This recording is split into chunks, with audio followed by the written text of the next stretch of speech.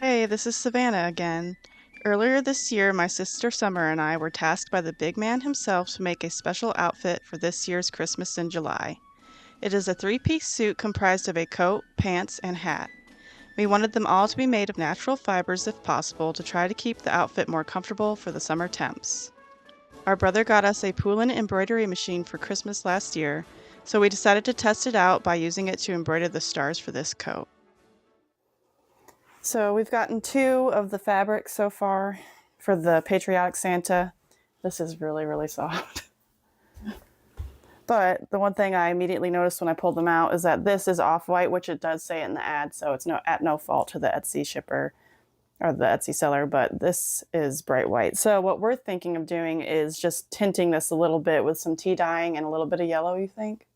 Yeah, because I feel like when I do the tea dyeing, it turns out almost a little bit too pinkish, like a pinkish brown. And I'm thinking if this isn't going to be bright white and this isn't going to be bright white, we should probably do the stars on a slightly off-white too. Probably. So I'll have to look and see if I can find some off-white like threads or maybe just like a bulk of different things since we're also doing the frozen stuff. So yeah, more to think about, but I think the first thing is to get this washed and then we can dye it. Do some samples. And this is a canvas, so I'm hoping it will soften just a little bit. It doesn't feel too bad, but it is a little bit rougher. But it's for pants. I can always line it too, like interline it. Yeah, but I was hoping for this to be a more breathable outfit because it's for, well, we're going to try to get it done for July. We'll see. Okay, let's get started. I'm going to throw this in the wash maybe. All right, come and see my dye swatches. So this one right here was just tea. I actually don't hate that, but maybe a little less. It's between these two. This one looks too yellow to me. Yeah, this was just tea. This was 2 little drops on a spoon of the yellow dye with the 2 tea bags and 2 cups of water. And 2 drops was too much. So I poured 2 more cups of water in with the 2 tea bags and the 2 drops and only did 15 seconds instead of 30, and that's what I got. Which, on camera, I feel like this one looks like it's a little dark, but it almost looks the closest. Let's take this out of the picture and put these two, maybe with something in between. It's definitely between these two. This looks a little bit more white. I feel like in real life, it reads more white, so it doesn't look too far off from the concept art. This definitely looks more like an aged antique piece that you would find at an antique store. Which would be great, but I don't think it's great for this. Okay, I like that. And even if if I would err on the side of lighter than that, because we can always go darker, but we can't go. Like literally, I think it would just take a big pot, up the ratios, and literally put it in to soak it. Like just get it enough and swirl it around to make sure it's soaked, like not even do 15 seconds. Yeah, and make sure it's pre-wet before you. And this is, I hand washed it twice with soap and then dried it with the iron. Okay. Looks good.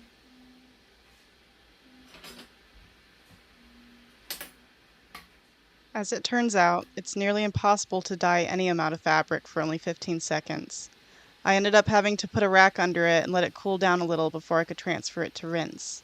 This made one end of the fabric a little darker than the other.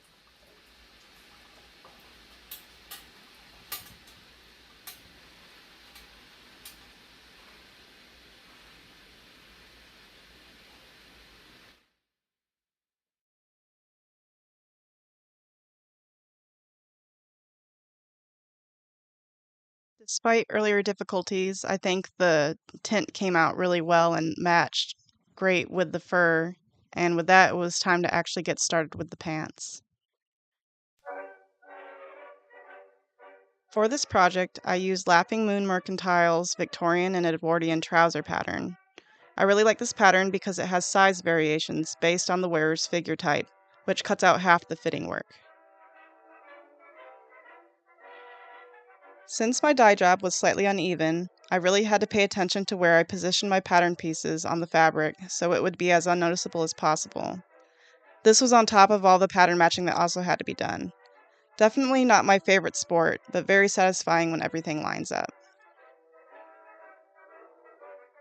This pattern has you start with the pocket bags. The first step is basting the facings onto each pocket and using a tight zigzag or satin stitch to go over the edge that will be on the inside of the pocket.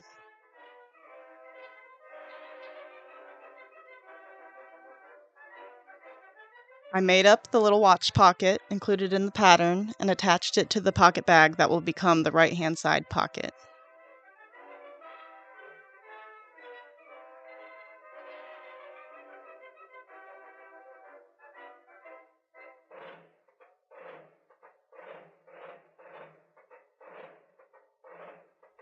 This is what makes pattern matching worth it. Look at that little pocket disappear.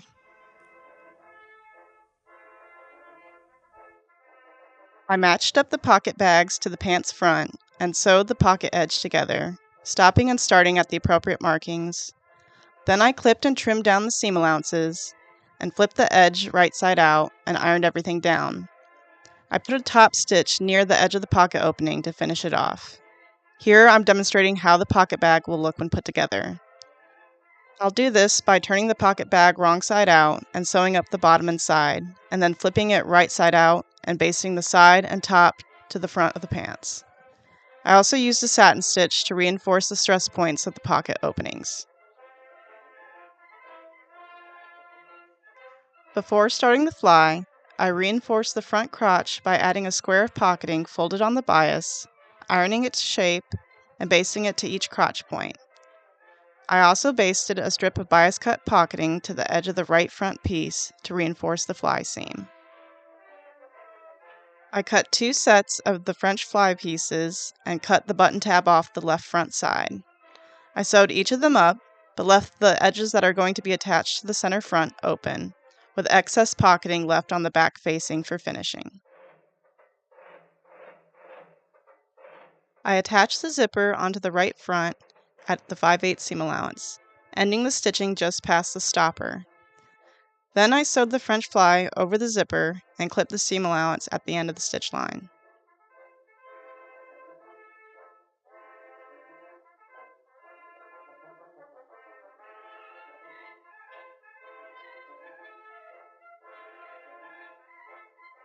You're supposed to use the pocketing reinforcement strip to encase the raw edges of the fly seam, but apparently I didn't cut it wide enough, so I used the excess facing on the French fly to finish it off instead by folding it over the seam and hand stitching it closed.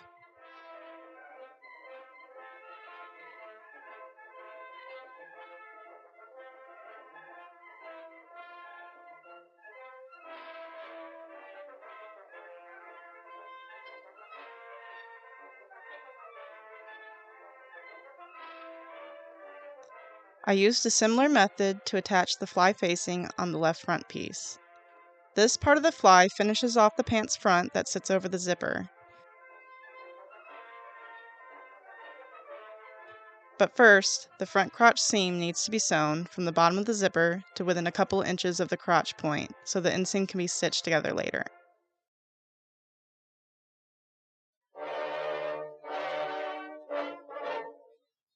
Once that's done, I set the left front over the fly and made sure everything was lined up into the position that I wanted it to be, and then basted it into the desired position over the zipper. Then I flipped my work over and basted the zipper to the left fly only so that the stitching will not show through to the front of the pants.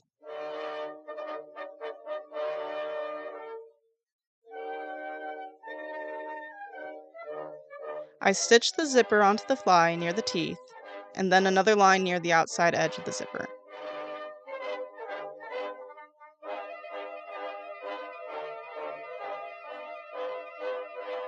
I marked the stitch line for the fly front and checked that the other fly was folded well away before pinning securely.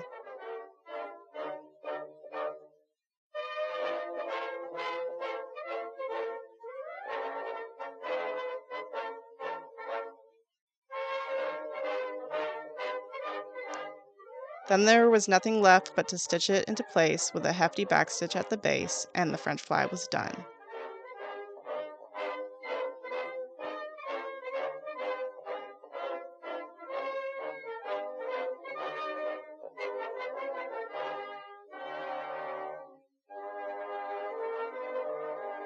Meanwhile, Savannah was busy testing out stars on the embroidery machine.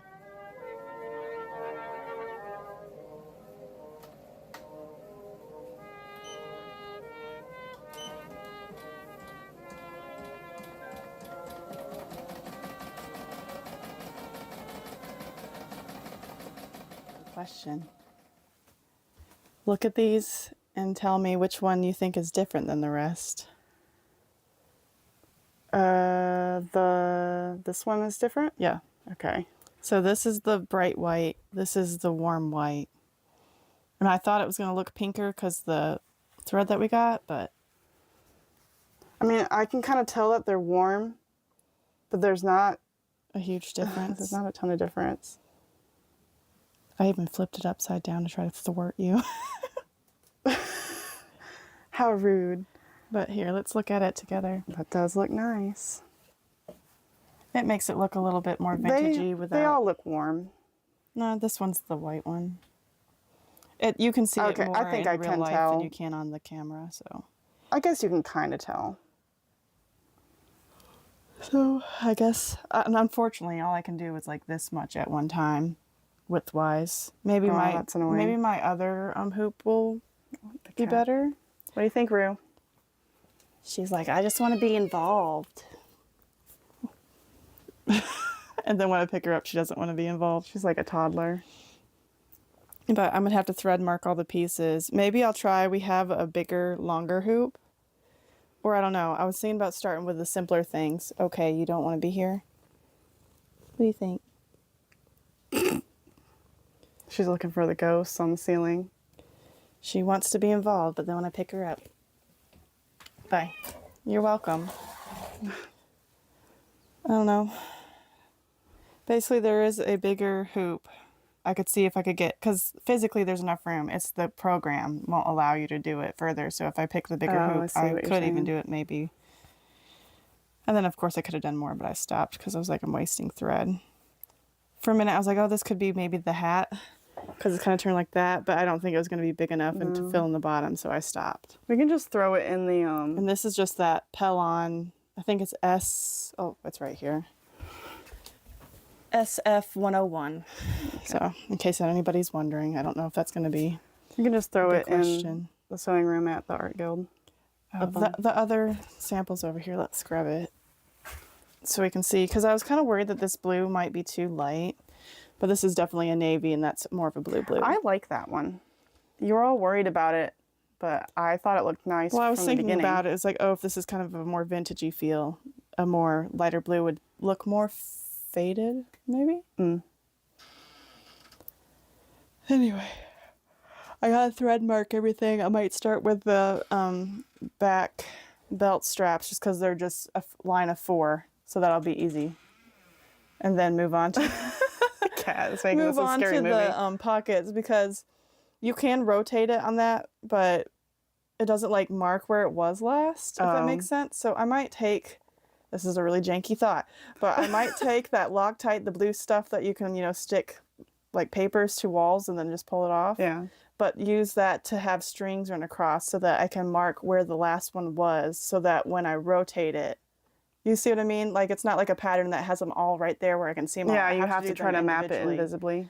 So I think I'll go to the pockets next, try to do just that singular line of the curve, and then I'll start working on the actual front of the coat, because that's all straight. And then the bottom's got a slight curve. I don't know if it'll help you, but there's a few like plastic overlays that are supposed to fit in the brother hoops.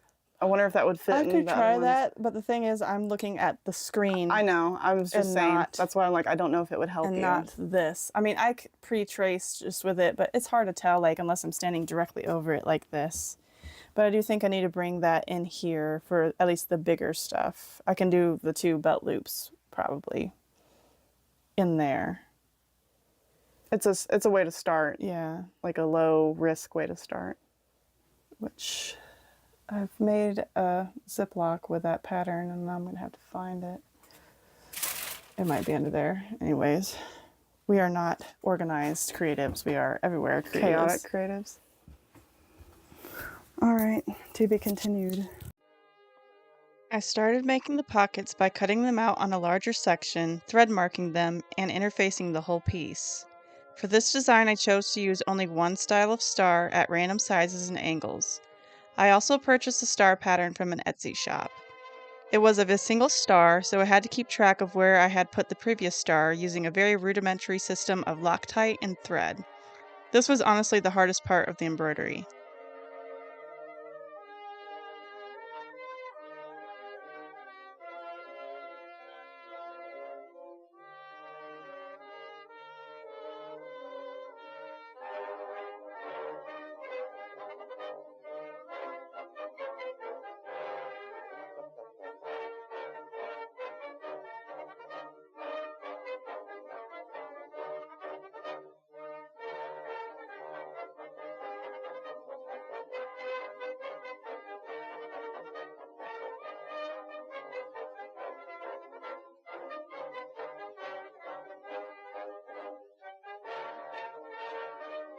Now it was time to actually put the pants together.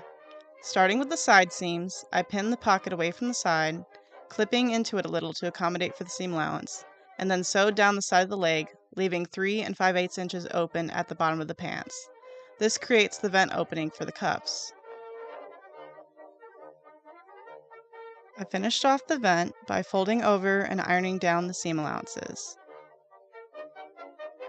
Then I stitched near the iron edges to set them in place.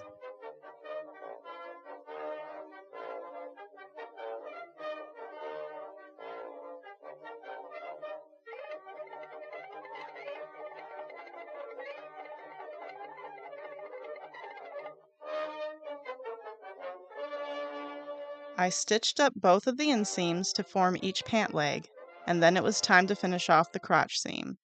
To do this, I turned one of the pant legs right side out and then pulled it into the inside out leg. This makes it easier to line up the crotch seam.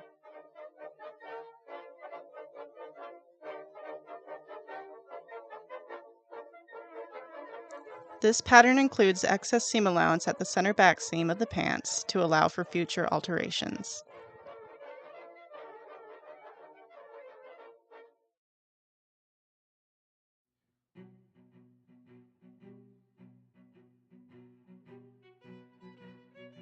I followed the pattern's instructions for attaching the waistbands.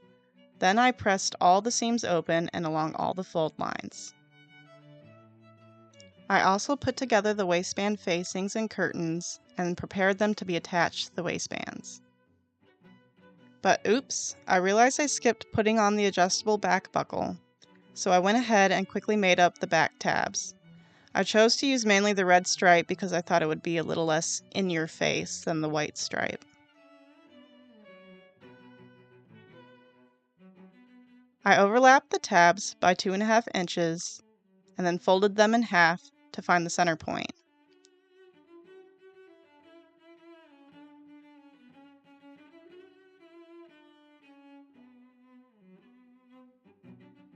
I lined this pin up to the center back seam and then pinned the ends of the tabs 3/4 inches below the waistband seam.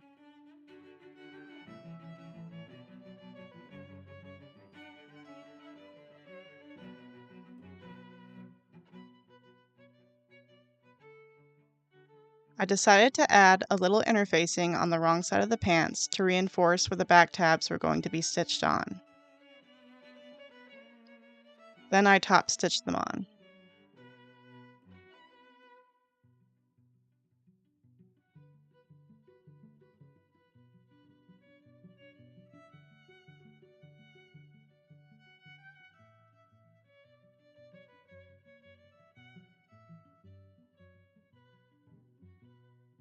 So I decided to leave off the buckle for now while I finish the pants.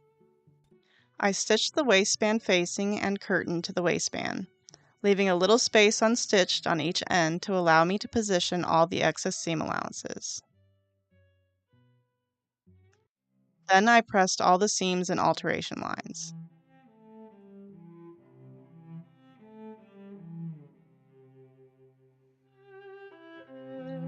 I started the finishing process by securing the fold over for the waistband at the front fly. I tried to do this as invisibly as possible so the stitching couldn't be seen from the outside.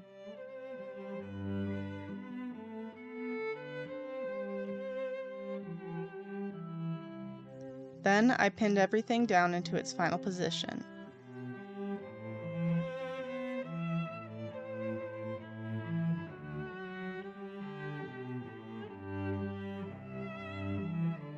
Then it was just stitching everything down as cleanly as possible.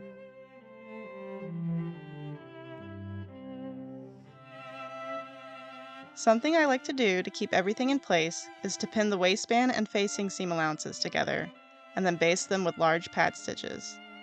This helps keep all the layers in place. I also tack the curtain down along the side and back seam allowances. Now to finish the cuffs. I constructed the cuffs with tabs according to the pattern instructions, and then put gathering stitches into the bottom of each pant leg. I gathered each leg to size and then pinned on the cuffs, double checking that when attached, the tabs for the buckles would pull backwards when adjusted.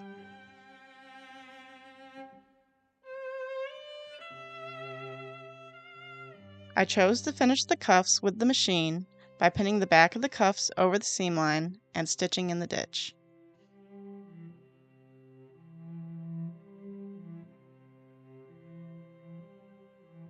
The pant cuffs are made adjustable by using another set of tabs to secure the slide buckles to the cuff, and positioning them so that the cuff is held closed at the middle of the tab to allow it to be loosened or tightened as needed. It was finally time to put the back cinch buckle on. I went with a historical two-prong buckle. I was a bit dubious at how well it could hold its position without eyelets to go through, but it's really quite secure. For the suspender buttons, we received these historical porcelain buttons complimentary with an Etsy order years ago, and they just so happened to be the perfect amount and color scheme for this project. We were saving them for something special, and we're really excited to finally get to use them.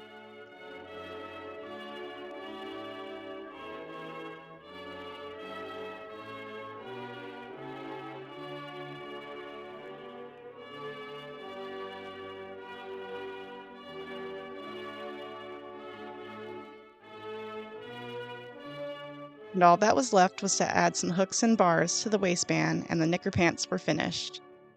Now let's see what Savannah's gotten up to. Pocket number 1. It might be hard to see.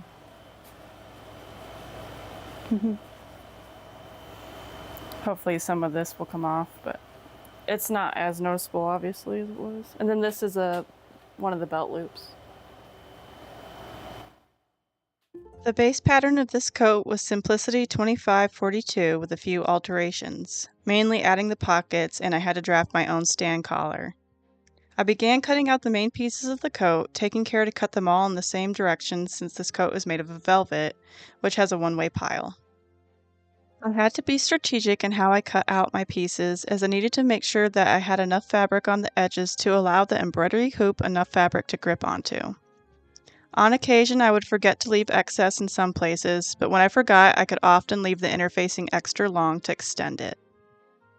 Cutting the pieces this way required thread marking of some of the edges of my pattern so that I could see where the piece was actually going to be placed on my fabric. I also marked out the perimeter of the sections that were to be embroidered.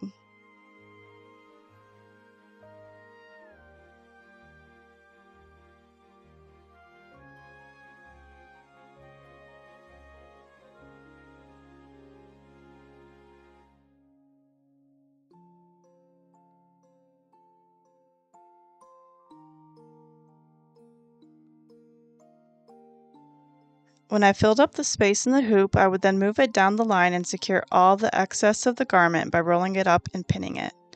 As I got more familiar with the machine, I was able to ditch my thread and Loctite guides. I was also able to multitask by cutting out and thread marking the remaining pieces of the coat as the machine worked.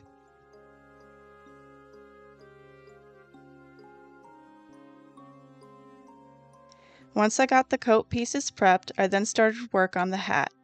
It was supposed to resemble a flag without being exactly like one. I traced out the star pattern onto a square piece of pattern that I thought would look correct proportionally on the head. I was careful to make sure that I cut the square on grain with the rest of the suit. I thread mark the star placement first, then use my machine and my thread guides again to get them in the right spot.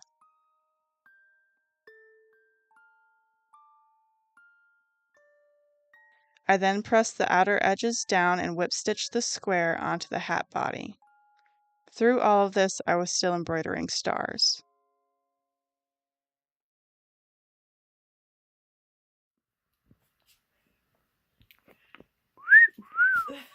Little patriotic Amish woman. Here's one of my favorite shots of almost all the pieces with their embroidery on them.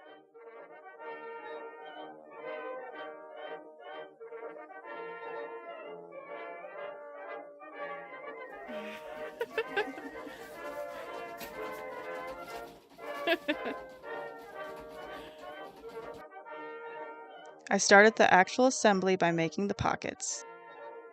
I cut the same pocket pieces out of the lining, and then made the facings by flatlining the velvet on top of the lining pieces.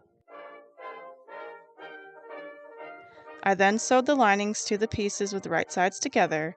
I clipped the corners and the seams where they needed to be clipped, and then bagged them out through the hole in the bottom. I then pressed the pockets into shape and prepped the main pieces for their attachment.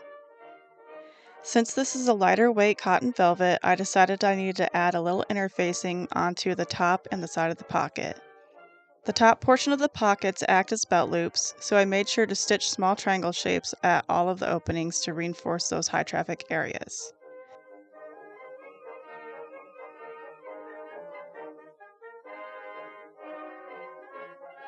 I added the belt loops in the back in the same manner as I added the pockets. The next step was to add these center front panels to the coat fronts and then sew up the side seams. I wanted to wait to sew up the shoulders so that it would be easier to work on the bottom of the coat with the fur trim.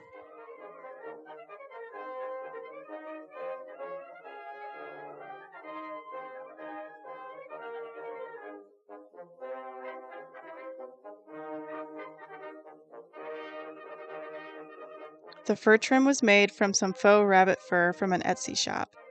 I marked each of the pieces out on the back of the fur with a thin marker, and then I used my small snip scissors to cut them out. I then sewed the pieces together and trimmed down the pile on the seam allowances to eliminate bulk.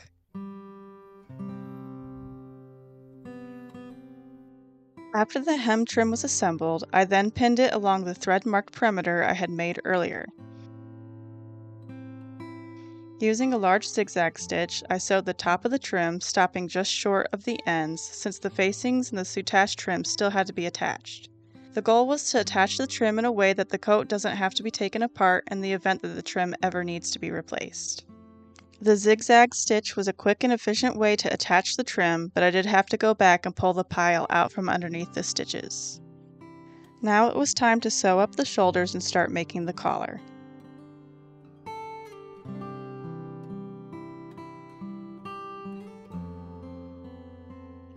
I fused both the collar and the collar lining with interfacing.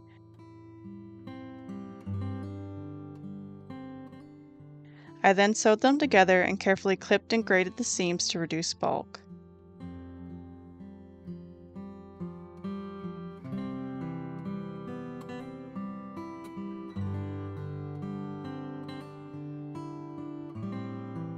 I then flipped and pressed the collar and basted the bottom closed.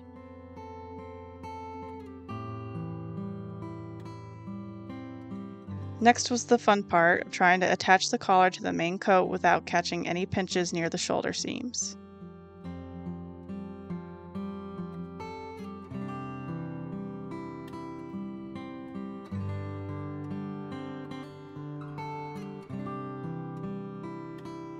Here is the coat with the collar, but no lining yet.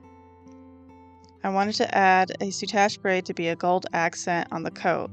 I wanted it to go up the front seams around the collar and back down the front edge of the jacket. So in order to get started on that, I had to first put in a lining, which included the facings as well. To begin the lining, I added a box pleat to the center back. I stitched down the center back with small stitches, then backstitched. I switched to a large basting stitch and then basted until I was well past the shoulder blade area. I secured my stitch line again with a backstitch and then sewed the rest of the center back with small stitches. I then pressed the box pleat into place with my iron. After that was creased, I further secured it with horizontal stitch lines at the top and bottom to permanently keep the pleat in place. At the very end, I will pick open the basting stitches, and that pleat can open and close as Santa moves. The front facings were then attached to the front linings, and I even sewed up all the bottom facings to the front linings as well. Normally on a coat, the bottom facings would be in a matching velvet, but there wasn't enough velvet left, and it didn't really matter anyway since the fur was going to overlap the hem. I did interface the hem facings since the lining did not have as much structure without it. I sewed the lining all around the top perimeter of the coat, stopping just short of the corners. I pressed the edges of the coat off camera, then began the task of sewing the soutache braid on the edges and over the seams. This was a little tricky even with a braid foot. My metallic thread kept breaking, so I switched to a gold embroidery thread and that worked much better. I sewed the soutache through all the layers on the coat, so I took a lot of care to make sure that the lining was down and pinned in place before beginning. I tied off the soutache braid and cut it just over the trim so that the second line of soutache could cover it up.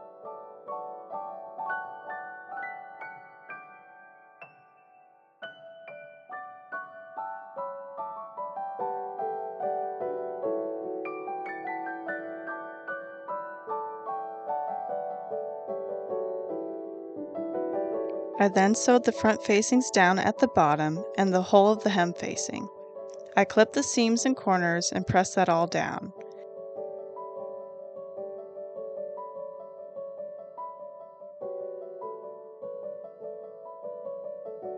I then secured the facing with a crosshatch stitch.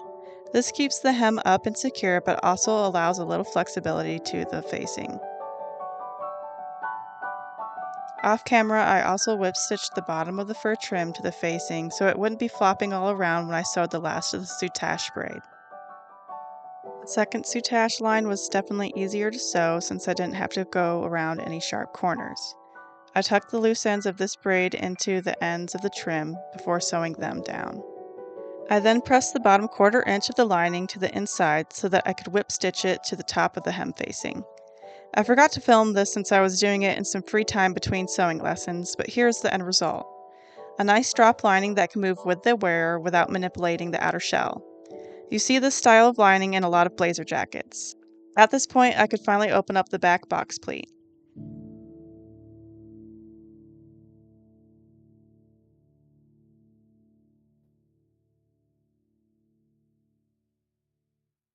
Now it was time for the sleeves. I like to completely assemble them off of the coat, that way you don't have to deal with the entire coat when you are lining them. I start by sewing up the main sleeve seam.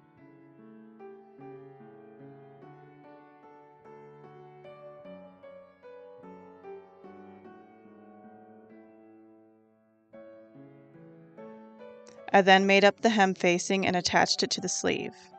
Since both the sleeve and the facing were interfaced, I went ahead and cut out a notch at the 5/8 inch seam allowance line to help reduce bulk there.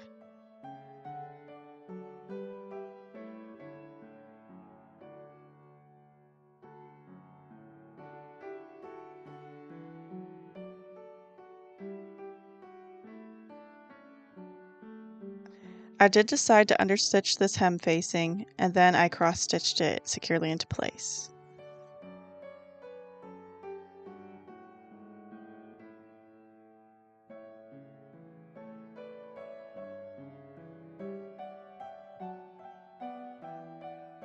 I added the fur trim in the same way as I did on the coat hem, but in the round since the sleeve was sewed up.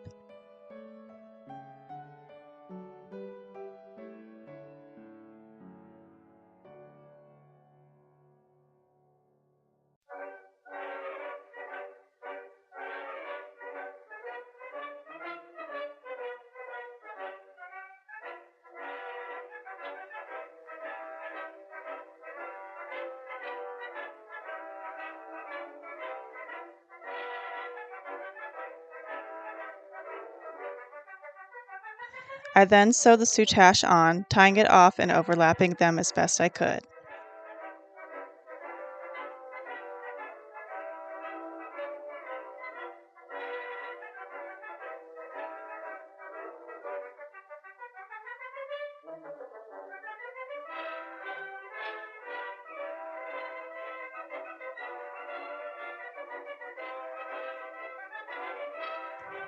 I made up the sleeve lining off camera and then pressed the lower hem up just like I did on the main body hem.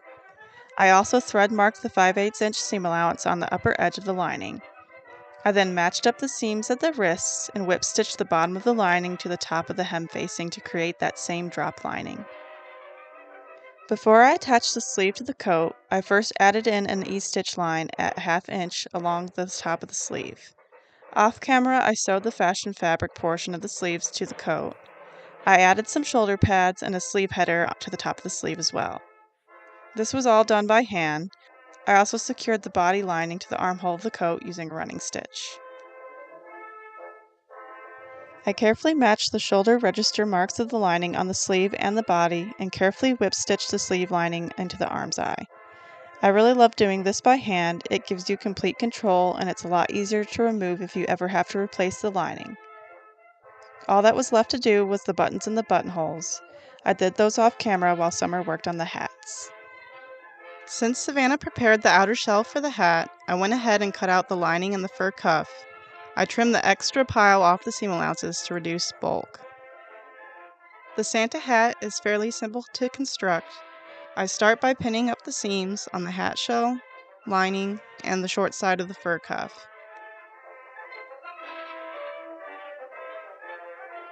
And then I sewed them all up.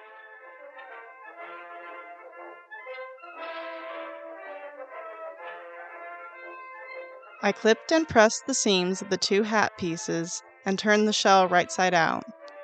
Then I put the lining up into the inside of the shell of the hat and basted them together around the bottom edge of the hat to flatline them together.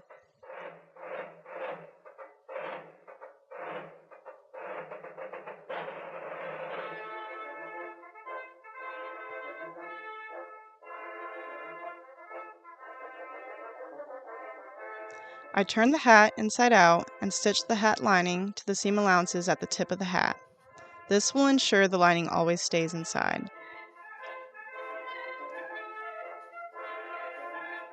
With right sides together, I pinned the fur cuff onto the hat.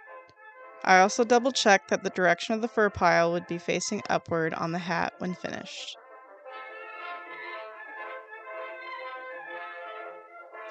Even with trimming the seam allowances, a little bit of the fur pile always seems to get caught in the seams. So I used a comb to gently pull the extra fur out from between the seam stitching. And then in the more stubborn spots, I used a seam ripper to kind of coax it out, not actually cutting it.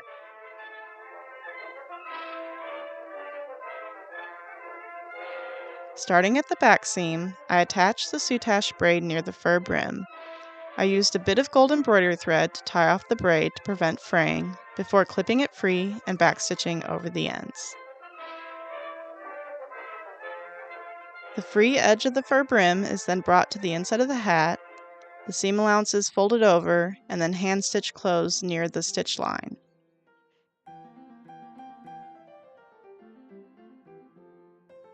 I did end up making another hat off camera that is just blue with stars, so Santa could coordinate the pieces with his other suits. We also fitted the hats with jewelry clasps at the tips so that the star and regular pom-pom could be interchangeable.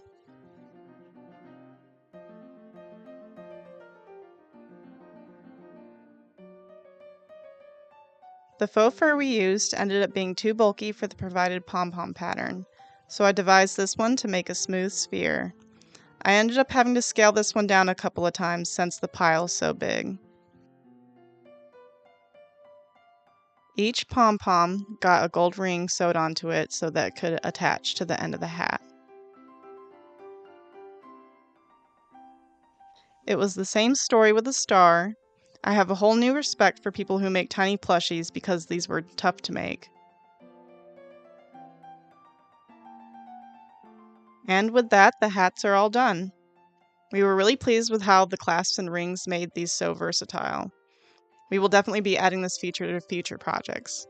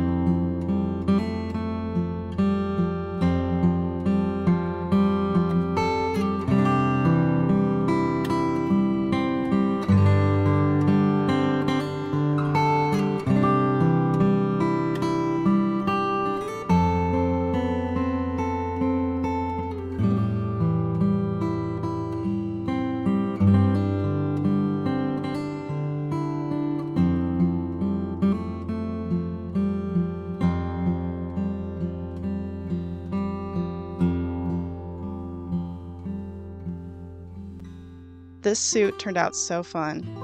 The entire outfit has a grand total of 468 stars on it, including the extra hat, and ended up taking 128 hours to complete. And we were thrilled to receive these photos from Santa with his permission that we could share them in the video. Thanks, Santa.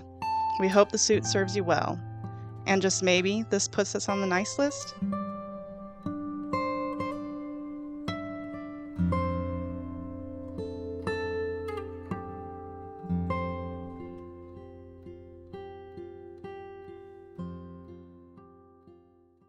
If you enjoyed your time here, please consider subscribing. And if you would like a little more Christmas in your July, we recommend you watch our glass dress video or any other of our 1840s dress videos.